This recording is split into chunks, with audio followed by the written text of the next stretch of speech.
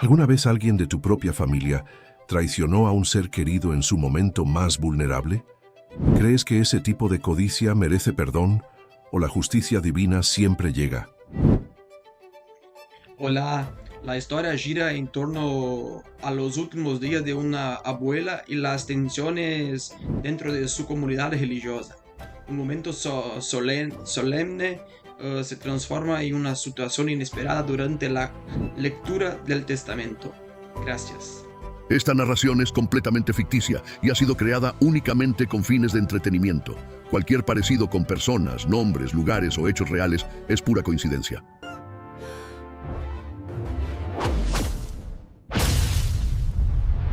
El pastor de la iglesia prefería hablar del testamento de mi abuela cuando ella estaba muriendo.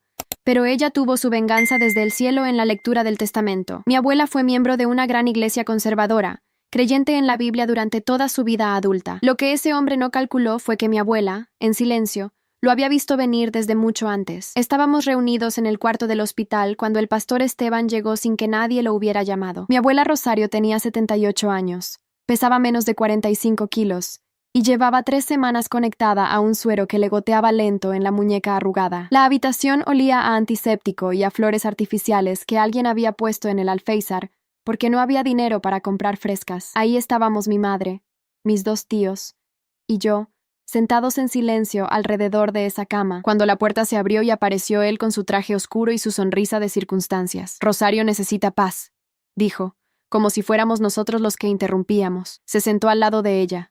Le tomó la mano y empezó a hablar en voz baja. Al principio parecía oración. Luego noté que mi tío Héctor se inclinaba hacia adelante con una expresión que yo solo había visto en él cuando algo le convenía. Esteban no estaba orando. Estaba preguntando. Le preguntaba a mi abuela, que apenas podía mantener los ojos abiertos, si había pensado en organizar sus cosas terrenales. Le preguntaba por la casa, por las joyas que mi bisabuela le había dejado, por el anillo de esmeraldas que nunca se sacaba del dedo ni para dormir. Mi madre se puso de pie. «Esteban, no es el momento». Él levantó una mano sin siquiera voltear a verla. «Lucía», me dijo mi abuela con un hilo de voz que no reconocí. Yo me acerqué. Ella me apretó los dedos con más fuerza de la que esperaba de alguien en ese estado. Sus ojos no me miraban con miedo, me miraban con algo distinto. Yo lo entendí después. En ese momento, solo vi cómo el pastor Esteban sacaba una hoja de papel del bolsillo interior de su saco, y cómo mi tío Héctor miraba esa hoja con una sonrisa que intentaba disimular mordiéndose el labio.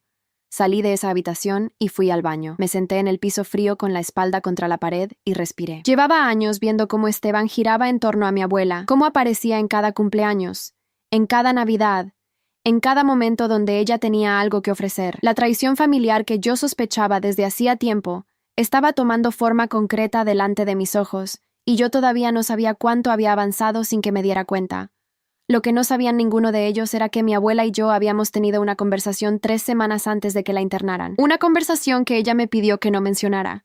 Y yo había guardado ese secreto con tanta firmeza que ni yo misma entendía por qué me lo había pedido. Hasta esa tarde en el hospital, parada frente al espejo del baño, cuando de repente lo vi todo claro. Voy a continuar con todas las partes restantes directamente en el chat. Cuando volví a la habitación, el papel ya no estaba sobre la cama. Esteban lo había guardado y hablaba sobre salmos con una voz suave que a mí me producía un malestar físico, como cuando comes algo en mal estado y el cuerpo tarda un rato en avisarte. Mi tío Héctor estaba recostado en la silla con los brazos cruzados, y esa expresión de quien ya ganó aunque el partido no haya terminado. Mi madre me lanzó una mirada que decía todo sin decir nada. Mi abuela cerró los ojos y el pastor se levantó como si hubiera cumplido una misión. Me dio una palmada en el hombro al pasar. «Tu abuela es una mujer de fe», dijo.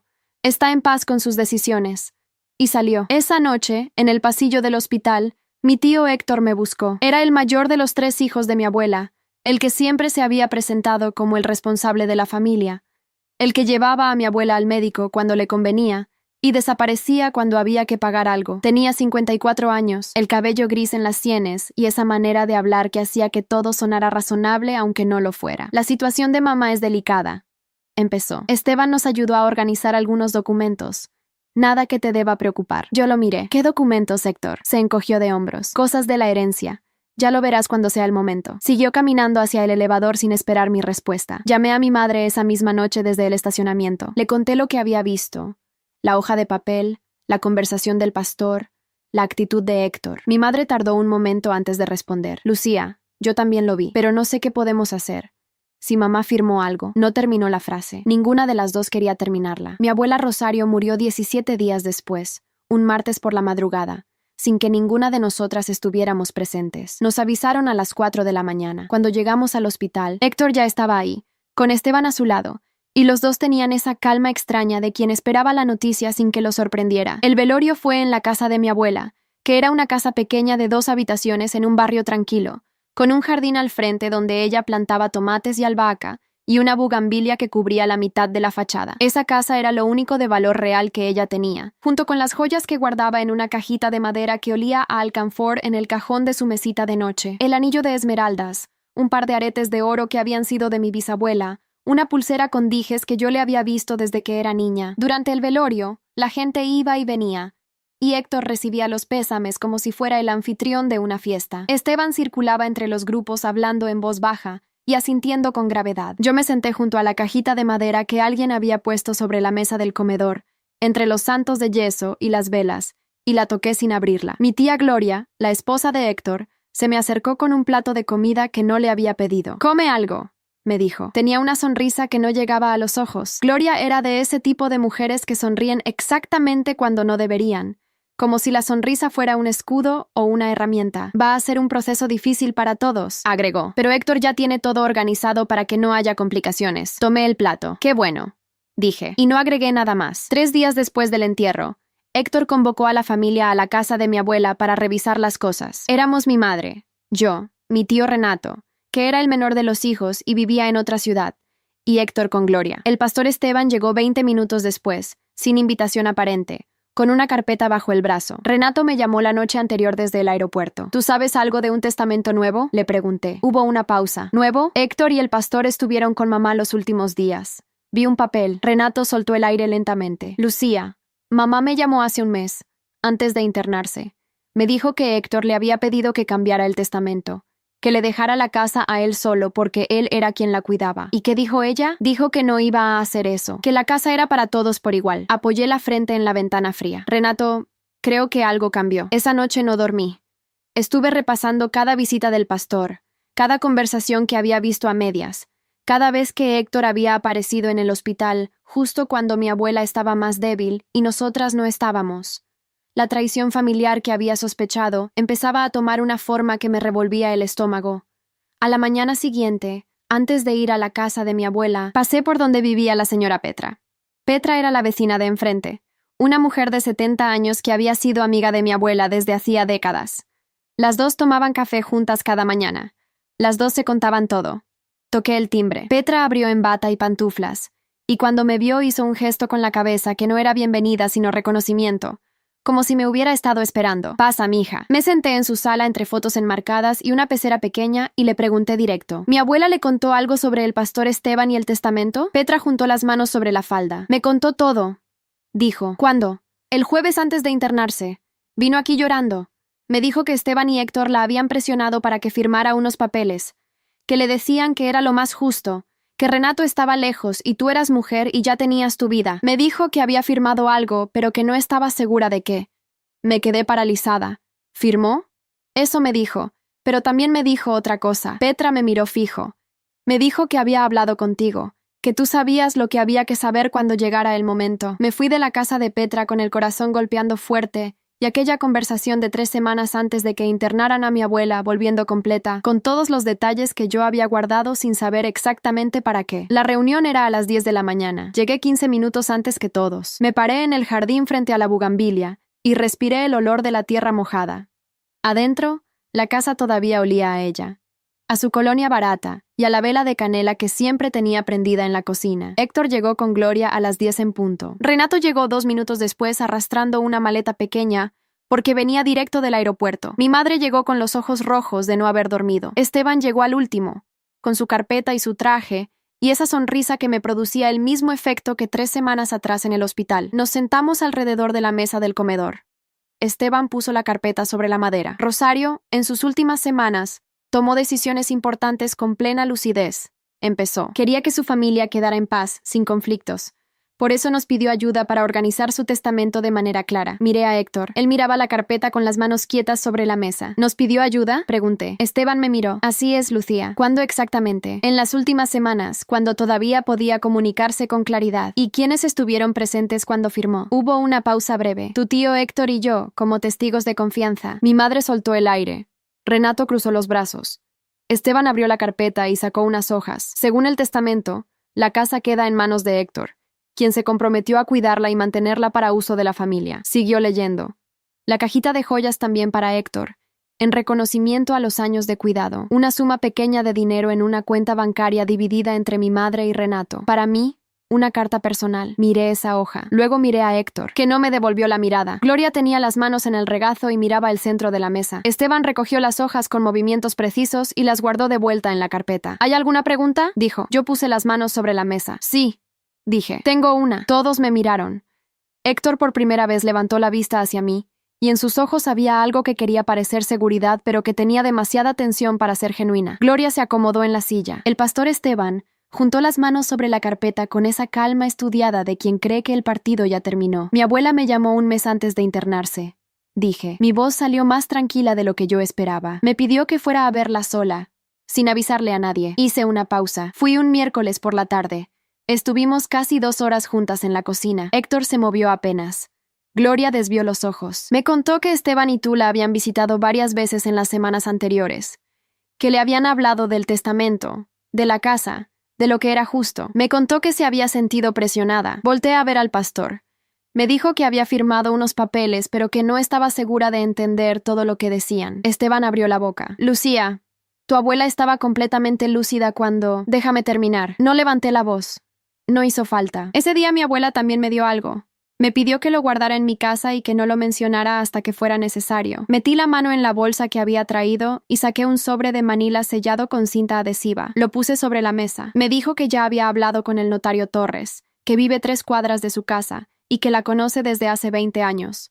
Me pidió que lo llamara si alguna vez las cosas no se veían bien. La cara de Héctor cambió, no dramáticamente. Solo se tensó alrededor de los ojos, como cuando alguien recibe una mala noticia y tarda medio segundo en procesarla. El notario Torres tiene en su poder el testamento original de mi abuela, dije, el que hizo hace 5 años, en plena salud, sin que nadie la visitara a última hora. Ese testamento divide la casa, las joyas y todo lo demás en partes iguales entre sus 3 hijos.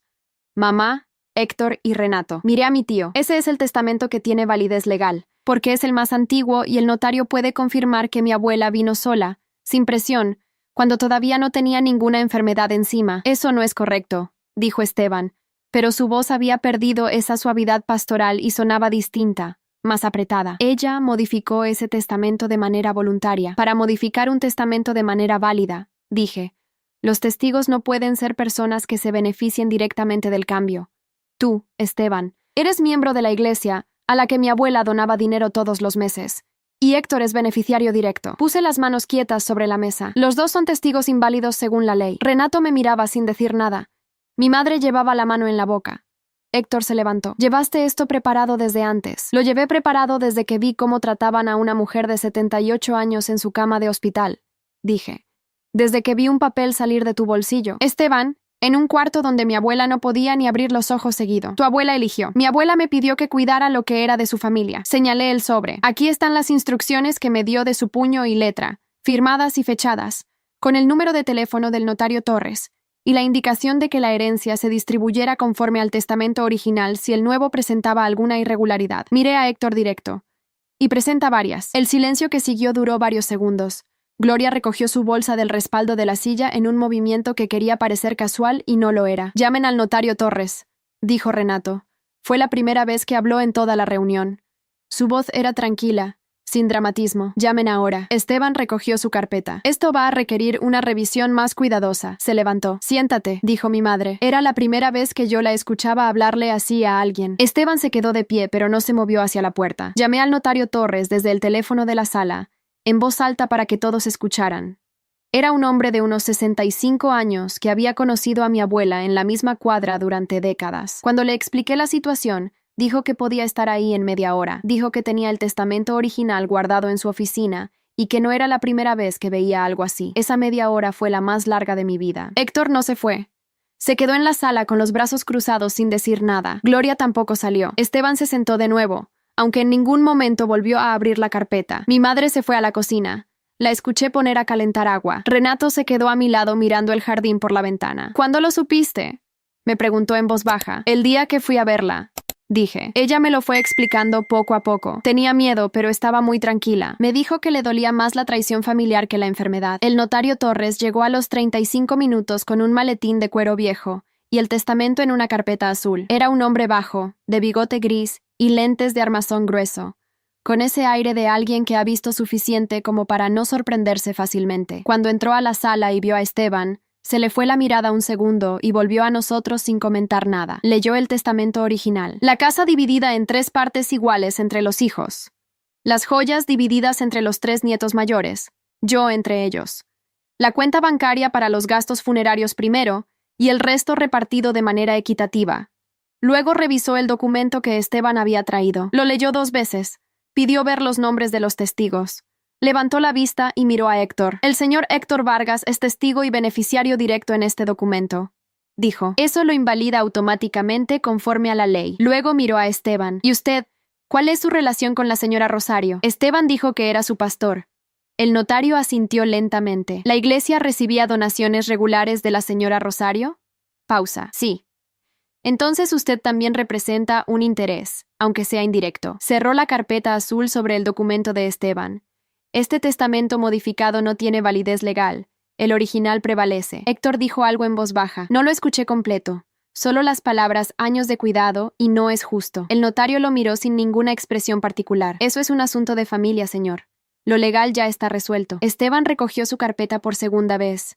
Esta vez sí se levantó y fue hacia la puerta. No dijo nada al salir. No se despidió. La puerta se cerró detrás de él con un clic suave que en ese momento me pareció más definitivo que cualquier portazo. Héctor se quedó sentado. Gloria puso la mano sobre el brazo de él, pero él se la quitó con un movimiento brusco sin mirarla. Mi madre volvió de la cocina con 4 tazas de café que nadie le había pedido, y las puso sobre la mesa. El gesto más doméstico y más firme que podía hacer. Renato firmó los documentos que necesitaba firmar. Mi madre también. Yo firmé al final. El notario guardó todo con la misma calma con la que había llegado. Dijo que el proceso formal llevaría algunas semanas. Nos dio su tarjeta y se fue. Héctor y Gloria salieron 10 minutos después sin despedirse.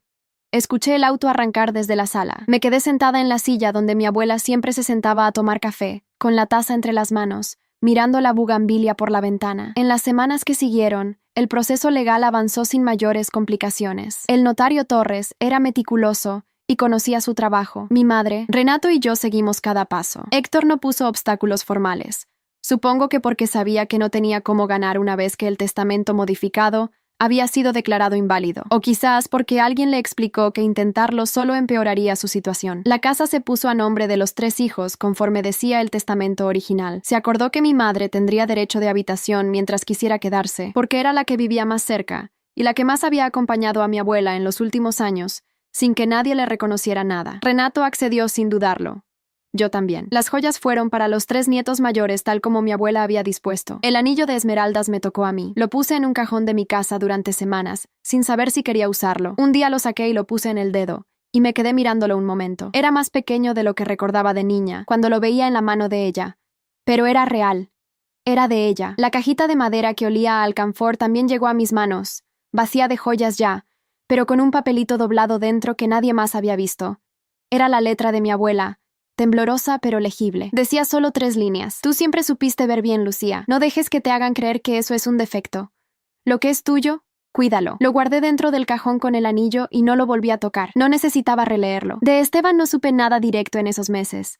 Pero Petra, la vecina, me fue contando cosas sin que yo le preguntara, que varias familias de la iglesia habían empezado a distanciarse después de que corrió la voz de lo que había pasado, que 2 señoras mayores que donaban regularmente habían hablado con sus hijos y habían revisado sus propios documentos, que el pastor había tenido que dar explicaciones en una reunión de la congregación que no terminó bien para él. No sé todos los detalles y tampoco los busqué. Me bastaba con saber que la justicia divina, como la llamaba mi abuela, no siempre viene en forma de rayo, sino a veces en forma de conversaciones que se tienen entre vecinas tomando café. Héctor y Gloria dejaron de aparecer en las reuniones familiares. No hubo una ruptura formal, ningún pleito a gritos, Ninguna escena, simplemente dejaron de venir. La primera vez que mi madre organizó una comida en casa de mi abuela, 2 meses después del entierro, Héctor mandó un mensaje diciendo que tenía un compromiso. La segunda vez no mandó ni eso. Renato vino desde su ciudad con su familia. Mis primos estuvieron. Fue una tarde tranquila con comida hecha en la misma cocina donde mi abuela había pasado 40 años de su vida. Yo llegué con una bugambilia en maceta que compré en el vivero de la colonia. La planté al lado de la que ya estaba. Mi madre me miró hacer el hoyo en la tierra y no dijo nada. Solo fue por agua para regarla. Renato me preguntó en algún momento de esa tarde si me arrepentía de algo. Me quedé pensando antes de responder. De no haber ido a verla más seguido. Dije. De haberle creído a Héctor cuando decía que él se encargaba de todo. Renato asintió. Yo también. Nos quedamos en silencio un rato. Pero lo que ella dejó preparado funcionó. Agregué. Ella lo vio venir antes que todos nosotros. Y eso era lo que más me pesaba y al mismo tiempo más me tranquilizaba. Que mi abuela, con 78 años y el cuerpo fallándole, había tenido la claridad de ir a ver al notario Torres sola, sin decirle a nadie más que a mí, y de dejarme ese sobre para que yo supiera qué hacer cuando llegara el momento. No fue venganza planeada en el último minuto. Fue previsión. Fue conocer a su propio hijo lo suficiente como para saber que necesitaba proteger a los demás. Eso me dolía y me llenaba al mismo tiempo de algo que no sé nombrar exactamente. Era admiración, supongo. O respeto. O las dos cosas juntas. La última vez que vi a Héctor fue en la calle, unos 4 meses después. Iba caminando solo, sin gloria, con una bolsa del súper en cada mano. Pasó a unos metros de mí, me vio. No saludó.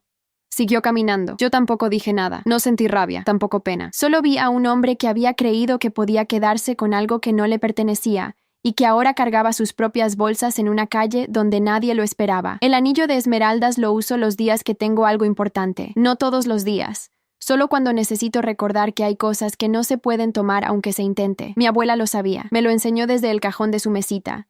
Desde un sobre de Manila, desde 3 líneas escritas con la mano temblorosa, de quien ya sabe que no va a estar mucho tiempo más, pero quiere dejar todo bien puesto antes de irse. Cada vez que lo miro, pienso que ella tuvo razón en confiar en mí, y eso pesa mucho, del buen modo. Del modo que te hace querer ser la persona que alguien creyó que eras. Lo que Héctor y Esteban sembraron, lo cosecharon solos, sin que nadie tuviera que echarles nada encima. Eso también lo sabía mi abuela, quizás por eso murió tranquila.